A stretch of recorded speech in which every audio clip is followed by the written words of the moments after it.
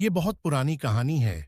रामपुर गांव में एक धनी और लालची सेठ रहता था और उसके पास 5 बीघा जमीन थी जिस पर वो आम का पेड़ लगाया था और वो आमों के पेड़ की रखवाली करने के लिए एक आदमी ढूंढ रहा था। अरे मुनीम जी, मैंने आपसे कहा था कि मुझे आमों के पेड़ की रखवाली करने के लिए एक आदमी चाहिए। क्या तुम उस आदमी को ढूंढ कर ला पाए? वो मालिक, मैं उसी की खोज में हूँ। आप चिंता ना करें। मैं कल गांव में जाकर किसी न किसी आदमी को लेकर जरूर आऊंगा। फिर मुनीम जी पेड़ों की रखवाली करने के लिए गांव में एक आदमी को ढूंढने चले जाते हैं। अरे भाई सुनो, मैं यहाँ एक आदमी की तलाश में आया हूँ। वो दरअसल मेरे मालिक का एक बड़ा सा आम का बाग है और उसकी रखवाली करने के लिए मुझे एक आदमी की जरूरत है। बताओ, क्या तुम दोनों में कोई ये काम करेगा? देखो मुनीम जी, मैं तो अपने काम में व्यस्त रहता हूँ और वैसे भी मुझे ऑफिस वाले काम में ज्यादा इंटरेस्ट है और मुझे ये देख रेख वाला काम कम पसंद है। चलो अच्छा, कोई बात नहीं। अरे भाई, तुम्हारा क्या नाम है और तुम क्या करते हो? वो मेरा नाम राजू है और मैं सब काम कर लेता हूँ, लेकिन इतनी समय मेरे पास कोई काम नहीं है। मैं काम की तलाश में जा रहा हूँ। अरे राजू, अब तुम्हें काम तलाशने की जरूरत नहीं है क्योंकि मैं तुम्ही को ढूंढ रहा था। क्या तुम आम के बगीचे की रखवाली करोगे? हाँ मुनीम जी, मैं सब कुछ कर लूंगा। चलो फिर मैं तुम्हें सेठ जी से मिला देता हूँ। फिर मुनीम राजू को सेठ से मिला देता है। मालिक, मैंने आपसे कहा था ना कि मैं कल तक में आपको एक आदमी ढूंढ कर ला दूंगा। ये देखो, ये वही आदमी है जो आपके पेड़ों की रखवाली करेगा। अच्छा, तो राजू देखो, मैं तुम्हें यहाँ अपने पेड़ों की रखवाली करने के लिए बुलाया हूँ। अगर तुम मेरे आम के पेड़ों की अच्छी तरह से रखवाली करोगे तो मैं तुम्हें 2 बीघा जमीन दूंगा, और वैसे भी तुम्हारे पास खेत भी नहीं है तो मैं तुम्हें 3 बीघा जमीन दे दूंगा। अगर तुम काम करने के लिए तैयार हो तो। ठीक है सेठ जी, मैं काम करने के लिए तैयार हूँ, लेकिन काम खत्म होने के बाद आपको 3 बीघा वाली बात याद रहेगी ना? अरे राजू, मैं जुबान का बहुत पक्का हूँ। अगर मैं तुम्हें 3 बीघा जमीन देने का वादा किया है तो मैं जरूर दूंगा। तुम इसकी चिंता मत करो। फिर राजू घर जाकर ये बात अपनी पत्नी को बताता है। अरे मधु, मुझे एक सेठ के यहाँ काम मिल गया और सबसे अच्छी बात यह है कि वहाँ मुझे केवल पेड़ों की रखवाली करना है और उसमें मेहनत का कोई भी काम नहीं है। अरे वाह जी, इससे ज्यादा खुशी की क्या बात है। लगता है भगवान जी ने हमारी सुन ली। देखो, हम लोग कल ही भगवान जी से काम मिलने की प्रार्थना कर रहे थे और आज आपको काम मिल गया। तभी वहां खड़ा राजू का बेटा बोलता है।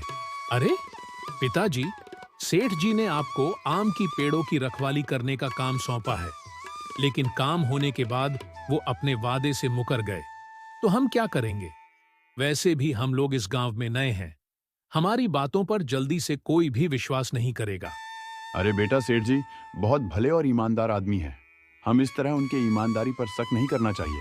पिताजी, आप बहुत जल्दी सब पर भरोसा कर लेते हैं, लेकिन आपको याद होना चाहिए कि ये हमारा गांव नहीं है कि हम सब पर आंख मूंद कर भरोसा कर ले।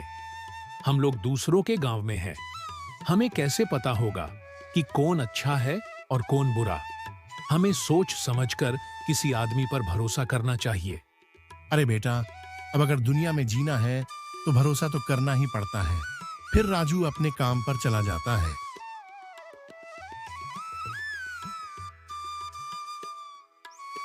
और राजू आम की बाग की अच्छे से रखवाली करता है और इसी तरह 3 महीने बीत जाते हैं और राजू सेठ के पास जाता है।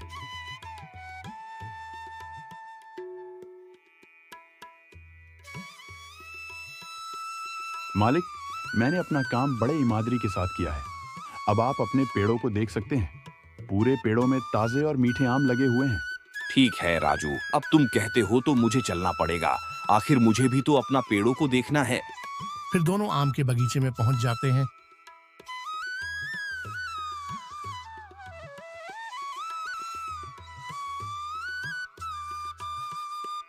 अरे राजू, क्या यही तूने मेरे पेड़ों की रखवाली की है? देख जरा इस पेड़ को, ये कैसे मुरझुरा गए हैं। अगर तूने मेरे पेड़ों की सही से देख रेख की होती तो आज वो एकदम हरे भरे होते हैं। मालिक, मैंने अपना काम पूरी मेहनत और लगन से किया है। आप जरा इस पेड़ों पर लगे आमों को देखो, कैसे चमक रहे। अगर मैंने इन सब को खाद पानी न दिया होता तो क्या इतने ताजे और मीठे आम इस पेड़ पर आते? देख राजू, मुझे उल्लू मत बना।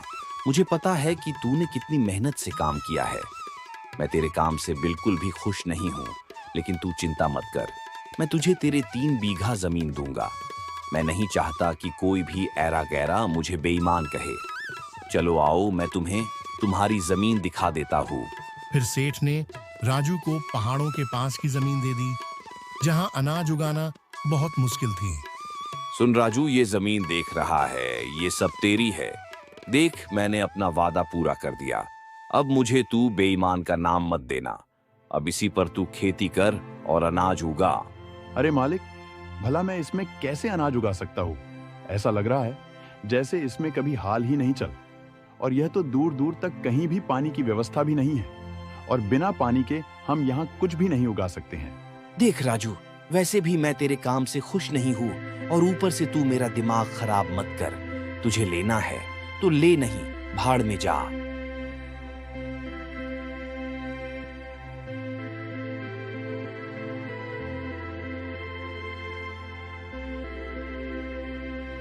फिर राजू अपने घर जाकर सारी बात बताता है। अरे मधु, वो सेठ बहुत बड़ा बेईमान निकला। मैंने उसके बगीचे की रखवाली पूरी लगन और ईमानदारी से किया, और बदले में उसने मुझे एक बंजर जमीन दी, जिस पर न मैं खेती कर सकता हूँ और न ही कभी घर बना सकता हूँ। अरे पापा, मैंने आपसे पहले ही बोला था कि किसी अजनबी पर भरोसा मत कीजिए, लेकिन आपने तो मेरी बात ही नहीं मानी। अब आपने देखा किसी अजनबी पर विश्वास करने का नतीजा। अरे हाँ बेटा, तू सही कह रहा था। मुझसे बहुत बड़ी गलती हो गई। अब मैं जल्दी से किसी अजनबी पर विश्वास नहीं करूंगा, और जहां काम करूंगा वहां तुरंत पैसे ले लूंगा। आप चिंता मत करो पिताजी, वो सेठ बहुत जल्दी आपको आपके मेहनत के पैसे दे जाएगा। फिर अगले दिन सेठ के घर एक आदमी पहुंचता है और सेठ से कहता है, अरे सेठ, सुना है पहाड़ के पास वाली जमीन तुम्हारी है। मुझे वो जमीन बहुत अच्छी लगी। मैं वहां अपना घर बनाना चाहता हूँ। तुम बताओ, वो जमीन तुम मुझे कितने में बेचोगे? मैं किसी भी कीमत पर वो जमीन खरीदने को तैयार हूँ। अच्छा, तुम उस जमीन को खरीदना चाहते हो तो मैं उस जमीन को 10 लाख में बेचूंगा। बताओ, क्या तुम खरीद पाओगे? अरे सेठ, बस इतना ही चलो। मैं तुम्हें 20 लाख दे दूंगा, तो मैं कल सुबह आऊंगा पूरे पैसा के साथ तुम्हारी जमीन खरीदने। फिर वो आदमी अपने घर चला जाता है, और इधर सेठ तुरंत राजू के पास आता है और उससे माफी मांगने लगता है। अरे राजू भाई, मुझे माफ कर दो। मुझे अपने गलती का एहसास हो गया। मुझे लगता है कि मैंने आपको बंजर जमीन दे दी। उस जमीन में कभी भी अनाज पैदा नहीं हो सकता, तो इसलिए मैं आपको 5 लाख रुपए देने आया हूँ, और वो बंजर वापस लेने आया हूँ। अरे सेठ जी, आपका बहुत बहुत धन्यवाद। मुझे आपको पहचानने में गलती हो गई। आप अपनी जमीन ले सकते हैं। मुझे तो आपने मेरी मेहनत से ज्यादा पैसे दे दिए हैं। फिर कल सुबह सेठ उस आदमी का इंतजार करता रहता है, लेकिन वो आदमी नहीं आता। अरे भाई रमेश, तुम्हारा बहुत बहुत शुक्रिया।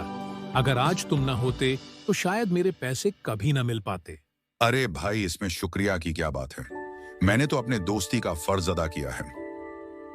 इस तरह उस सेठ को उसके बेईमानी का फल मिल जाता है, और इधर राजू को उसके मेहनत के पैसे मिल जाते हैं।